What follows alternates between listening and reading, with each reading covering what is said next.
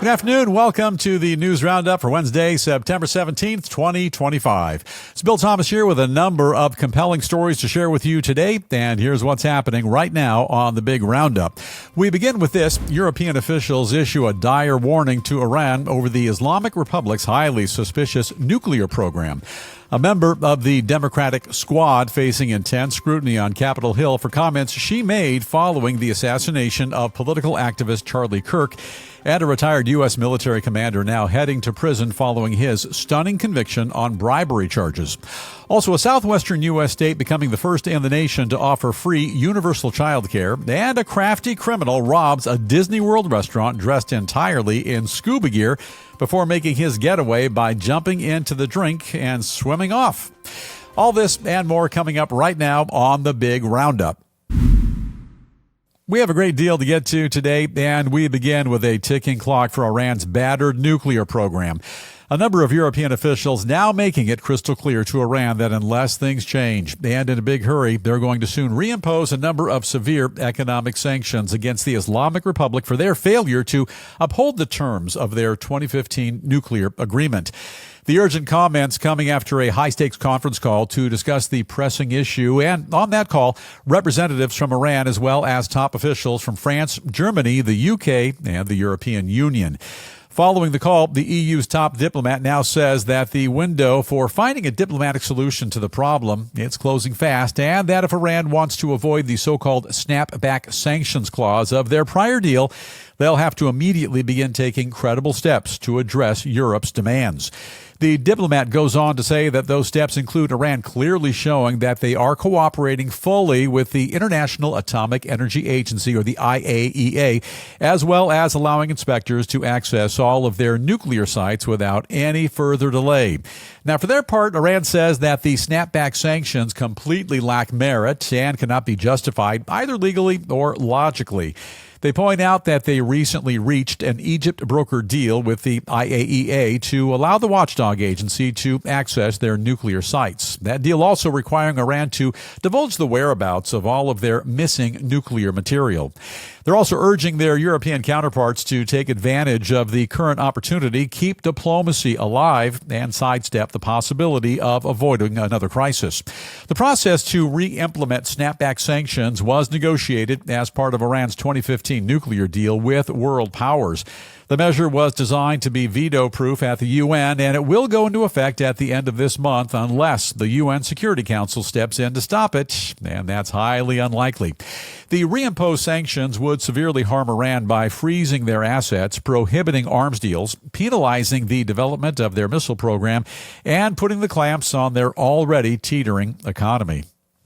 Final thought, and this is the News Roundup Lowdown. Sometimes some folks, they just don't get it. And this time it's Iran who's shunning Europe and doing all they can to damage their own country, their economy, their population, and perhaps even their standing in the world. To be clear, very little is being demanded of Iran, and they're simply being advised to cooperate with international inspectors and provide full disclosure with regard to their nuclear infrastructure. And this is really enormously basic. The UN-approved deal, nothing new, created some 10 years ago, and complying with the agreement takes absolutely no effort from Iran's leadership. If they've got nothing to hide, they should welcome inspectors with open arms, let the world see what they've got, what their intentions are, and then get on with the business of running your country and providing for your citizens. With that, we do welcome back to the program Davey Ross, well known in Hollywood circles as Producer Davey. And big fella, why does Iran always have to be the problem child? What do you think of this? What are you making of this? Well, I think Shakespeare said it best, Bill. Uh-huh. Something's rotten in Denmark. Something is rotten in Denmark. It's always a problem with those guys. All right, your thoughts and your comments. Yeah, they're always welcome. And we're at newsroundupwithbill@gmail.com. Davey, you are in charge of the email bag. And what are folks saying about this? It's always something annoying with Iran. Yeah, I think people are largely agreed with what's going on there. But let's see what they have to say. Very good. Okay, here's James from Bridgeport, Connecticut, checking in with us today. Yeah, James, what do you make of all this? He says there's a time for talk and a time for action. Yeah. Iran is playing hide and seek with weapons-grade uranium while stringing Europe along, and those sanctions can't come soon enough. Yeah, they will come by all means if Iran does not cooperate. I think at the end of the day, they will cooperate. They realize at this point they have to cooperate. They've got no more cards to hold. All right, thank you very much for checking in. Davey, who's up next? Okay, Bill, here's a bit of a different view from Janie, who's writing to us from Redwood Falls, Minnesota. Welcome to the program. What's on your mind? Janie says Iran is not the bad guy here. Those Europeans are acting like playground bullies, and what Iran does within the borders of their own country is nobody's business but their own. Well, not exactly, because what they do in the borders of their own country is threaten Israel, threaten other people in their region, and by all means, Europe is doing the absolute right thing. You know, by all accounts, following that June 12th war, you recall the war in the middle of June, Israel initiated against Iran because they were being threatened by Iran. Coupled with the U.S. bombing, there appears to be very little left of their nuclear program in Iran. And like President Trump said, their nuclear infrastructure, it was obliterated. I kind of like that word. Iran is right now, they're a lame duck. They're not a nuclear power. Their economy is in shambles. Their supreme leader, this guy's pushing 90, the Ayatollah. And at this point, you've got to comply. You have no other alternatives. And the EU, the UN, all of our European allies, nobody here is being a bully. All right, change things up here just a bit and turn our attention to Capitol Hill, where one particular Democratic lawmaker is feeling quite a bit of heat for some unfortunate comments that she made following the tragic murder of conservative political activist Charlie Kirk. Representative Ilhan Omar of Minnesota now denying outright that a whole bunch of her party's unsympathetic voters were actually rejoicing and celebrating the outcome of political violence following Kirk's cold-blooded assassination, despite mounds of evidence to the contrary. You may be aware that Omar is part of an extremely progressive group of lawmakers known as the Squad, and she says that she doesn't think anybody is reveling in Kirk's death or celebrating the political violence at all. However, a number of people have already been fired from their high-profile jobs for making ugly and unconscionable comments, all while brutally mocking Kirk's execution on social media. They include a number of K through 12 teachers, also college professors, political commentators, and even business professionals. Meanwhile, Omar is now also facing GOP efforts to strip her of some of her congressional committee assignments, with Republicans accusing her of belittling Kirk's legacy by making a series of inflammatory comments about the political activist following his death. Omar's questionable comments about Kirk include her thoughts on his stances concerning civil debate, hate speech, slavery, and the Juneteenth holiday. She also says that the Republican figures who've been attacking Democrats for their comments following Kirk's death are simply hypocrites. Final thought, this is the News Roundup Lowdown. You know, we live in a new world now, and one which previous generations of Americans, they might be mildly embarrassed to be a part of. Now, you think about this. When President Kennedy was shot, he was killed back in 1963. The world came together. They mourned the loss of a great American leader. When they shot Bobby at the Ambassador Hotel in L.A. back in 1968, there was no partisan politicking. Rather, there was great nationwide sadness. Everybody came together. When President Reagan was shot in Washington, D.C. in 1981, he nearly died. The entire country rooted for his rapid recovery. He survived and served our country well as a two-term president. Just days ago, a highly influential political figure, he wasn't a president, wasn't a presidential candidate, but a highly influential political figure, shot and murdered while he wasn't a politician. He was like the Kennedys, President Reagan, and Abraham Lincoln before them, a great American who believed firmly in living a faith-based life. He was a staunch conservative, never meant anybody any intentional harm, and he was executed at the hands of a coward. Another form of cowardice is when any flag-saluting American finds any solace in the murder of a fellow American who was simply living his version of the American dream. And a number of people across our great country are tragically guilty of doing just that.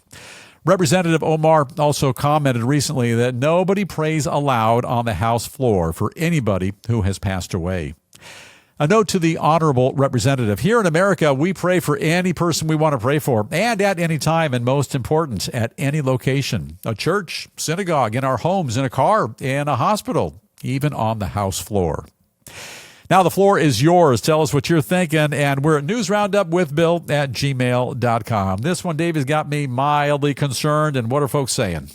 Okay, Bill, as you can imagine, we're hearing a lot. And we'll start with Sarah, who's writing to us from Chadron, Nebraska. Very good. I've never heard of Shadron, but I love me some Nebraska. Johnny Carson's from Nebraska. And what's on your mind? Shadron, Nebraska, spelled with a CH, so I hope good. I'm getting it right. Yeah, very good. Sarah says Ilhan Omar should be impeached. Every time she opens her mouth, she says something offensive. How can someone like that go into politics? It's amazing that someone like that could go into politics, but what's more amazing is that she has a constituency. She ran against other candidates, and people actually voted for her.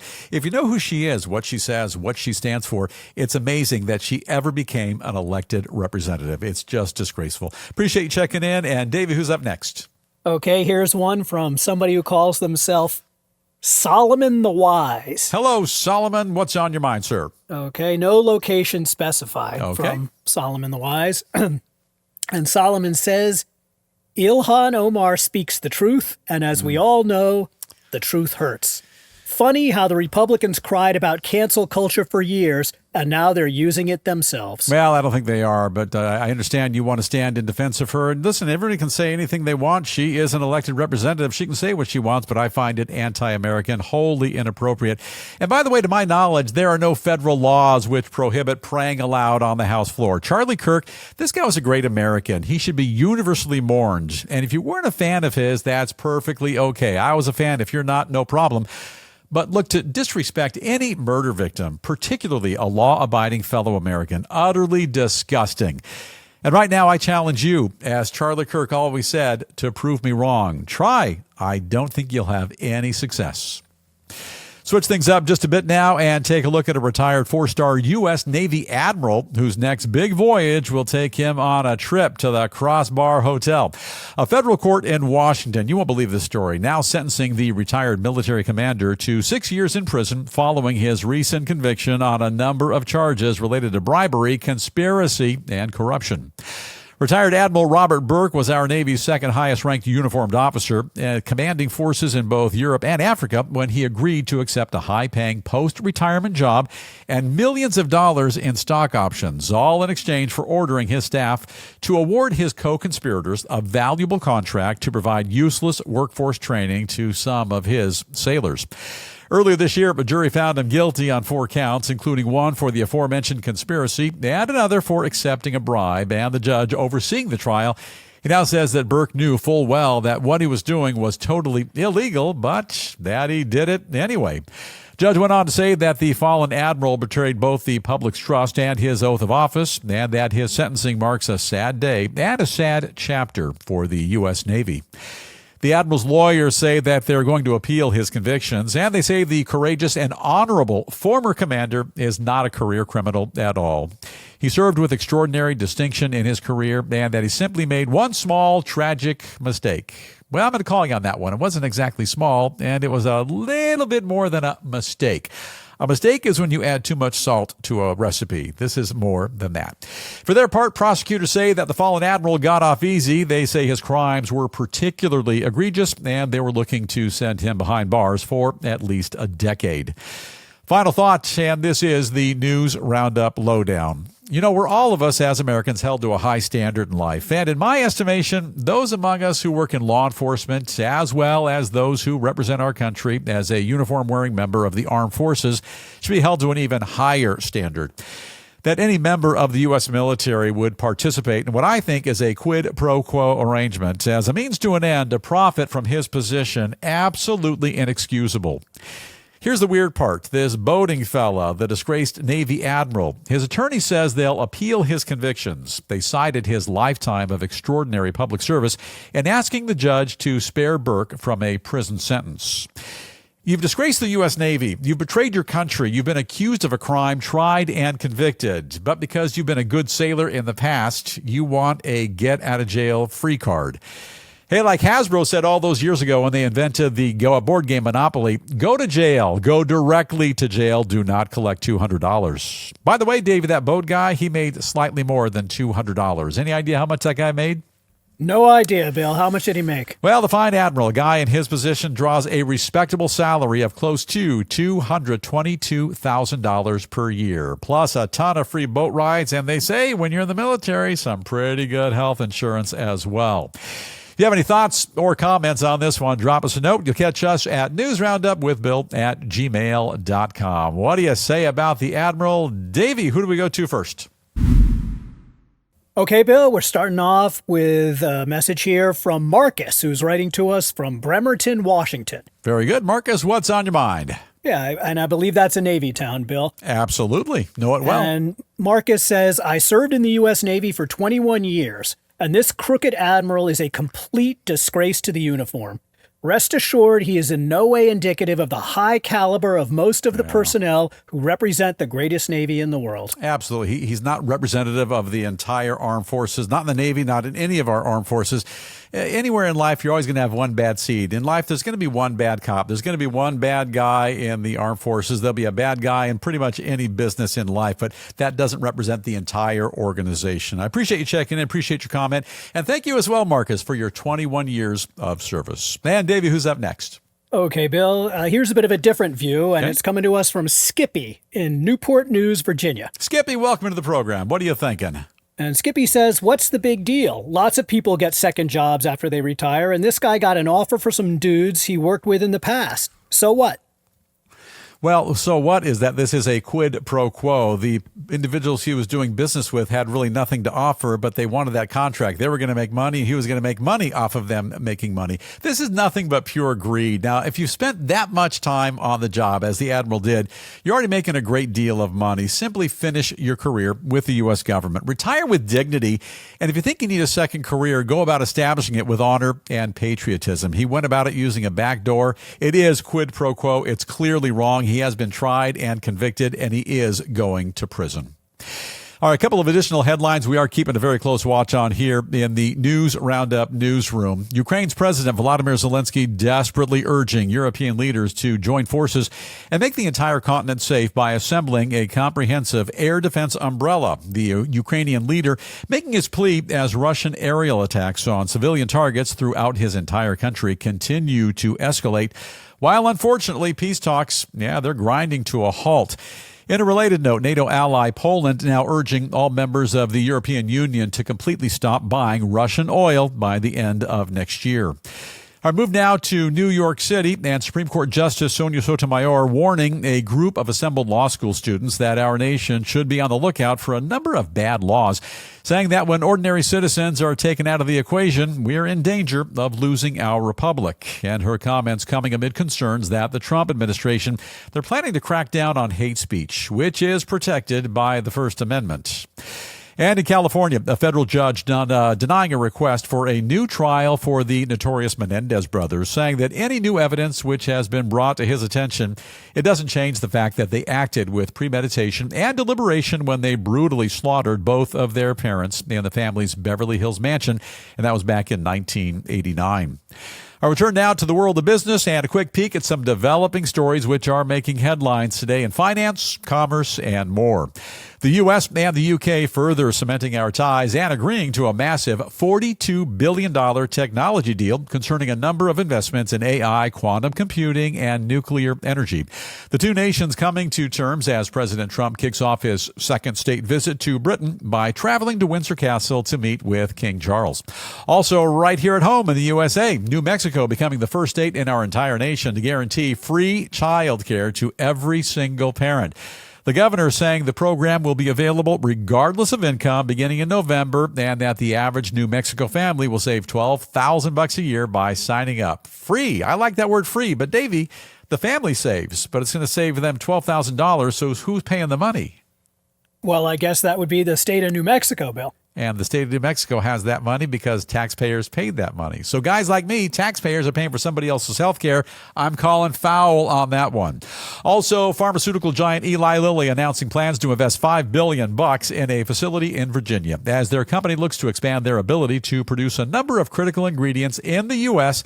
amid the threat of ongoing tariffs. Bring all that business right back home, all part of the grand plan. And now it is time for the lighter side of news, where we take an entertaining look at a few attention-grabbing stories guaranteed to score the big blue ribbon at your local fair, just like Granny's homemade peach cobbler. Hey, Dave, you ever had great-grandma's peach cobbler?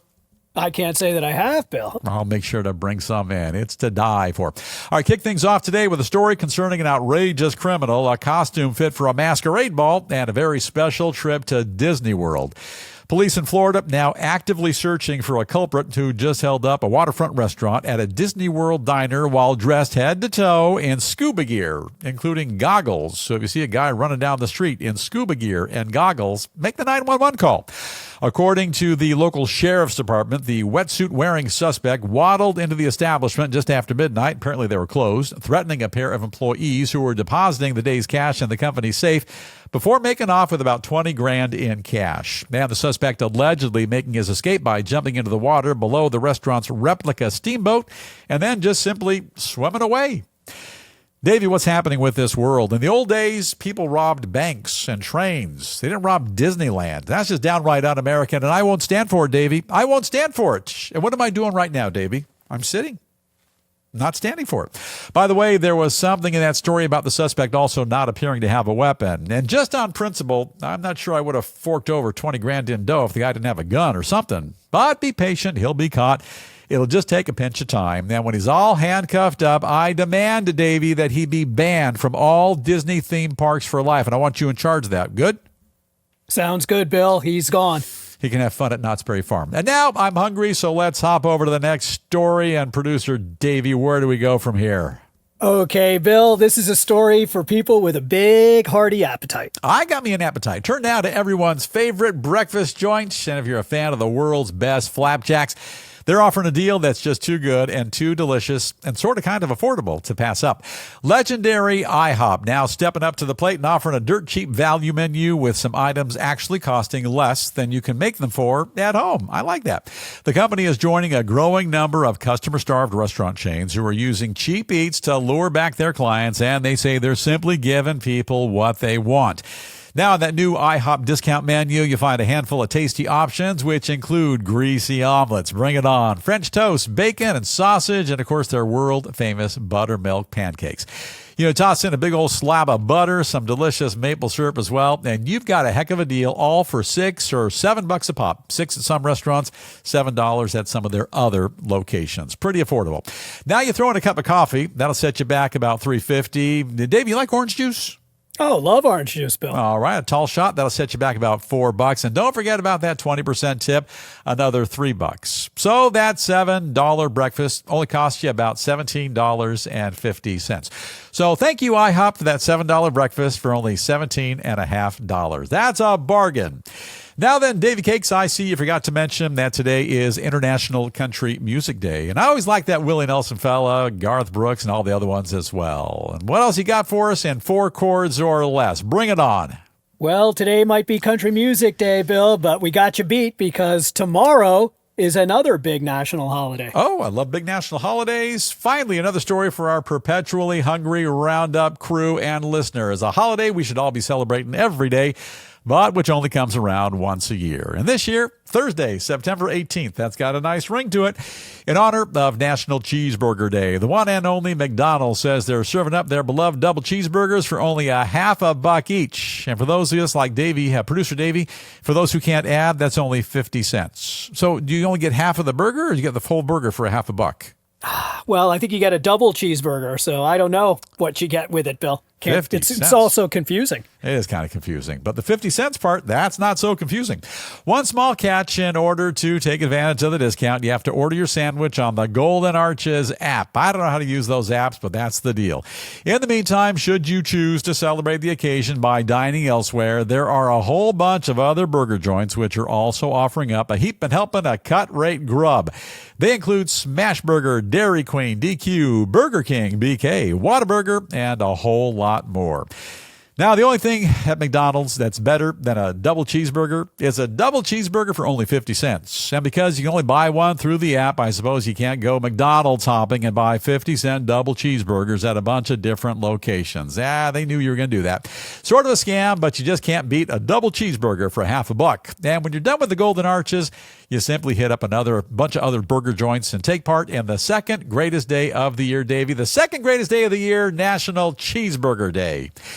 And that is a look at the lighter side of news. Your thoughts on cheap burgers, $7 meals for $17.50, or the great Disney heist. Drop us a note, and we're at newsroundupwithbill@gmail.com. Davey, off to the email bag. Are folks checking in on that? Oh, yeah, Bill. Folks are checking in all right. And here's one from Susie in Oakley, Kansas. Very good. Susie, what's on your mind?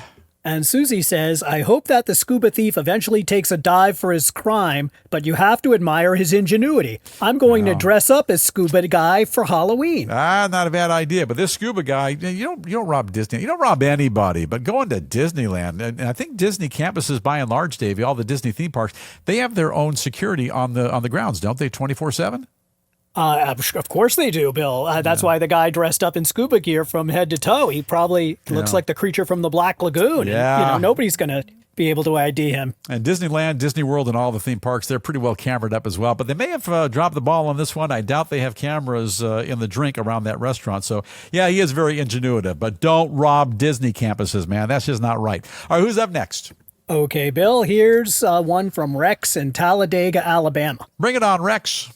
Rick says, you couldn't pay me to eat at IHOP. I went there once and got a bellyache from that swill they call blueberry syrup. From now on, it's Cracker Barrel for me. Nah, it's got to be IHOP. Davey, I think you are with me on IHOP. And my favorite thing at IHOP used to be the chocolate chip pancakes. You ever dive into chocolate chip cakes? Oh, absolutely, Bill. But let's give IHOP credit. Everything on the menu is delicious. Yeah, it's pretty darn good. And with that big value menu, they can't go wrong. One more, and then we got to bust out. Okay, here we go. It's Charlie in Lansing, Michigan, who's checking in with us. Charles, you are in charge. Charles in charge. What are you thinking? Charlie says, you're right. Every day should be cheeseburger day. And as a matter of fact, I'm eating a cheeseburger right now. Yeah. P.S. You forgot to mention the greatest burger joint of all, which is White Castle. They sell them by the bag. Yeah, isn't that, they have sliders. Is that what White Castle does? Yeah, that's probably a affectionate term for some of them, Bill. Yeah, the little tiny fits in the palm of your hands. You got to wolf down 10 or 12 of them. No. I've had it once. It was many years ago. Wouldn't go back. And I see Engineer Jamie on my left just frowning and shaking her head. No. Cheeseburgers are okay, but she's all about the Hawaiian-style pizza. And now time for us to call it a wrap on the Hump Day Wednesday edition of the Big News Roundup. We sure appreciate you joining us today. And before we go, as we do each and every day here on the program, we share with you a very notable quote. And these profound words come to us today from Dr. Phil McGraw, who once said, "You don't need a pack of wild horses to learn how to make a sandwich." I have no idea what that means. I don't think he has any idea what that means. But it made me kind of giggle a little bit. We can all use a bit of a chuckle from time to time. McGraw, he is a popular American television personality, better known by his nickname, Dr. Phil. Dr. Phil McGraw holds a Ph.D. in clinical psychology, rose to fame by appearing on The Oprah Winfrey Show, and he began hosting his very own talk show way back in 2002. And for those who don't know, McGraw was also a pitcher for not only the Mets, but for a number of years with the Phillies as well. I always like that. Bill. What? That wasn't Dr. Phil McGraw. That was Tug McGraw. Oh. I got the McGraw part right, though, right? Yeah, you're half right. That's all I strive for every day. If I can be half right on something, I'm golden. And now time for us to bust out. But before we do, don't forget the News Roundup motto. Ask not what your podcast can do for you. Ask what you can do for your podcast. We ask for just one simple thing. Simply subscribe to the program. That way you never miss a single episode. For now, it looks like our time, it's officially up. So have an awesome day today. Please stay safe. Let's all continue to watch out for one another. And with that, Engineer Jamie, let's please dim the lights, gently fade to black, and we'll see you right back here tomorrow afternoon.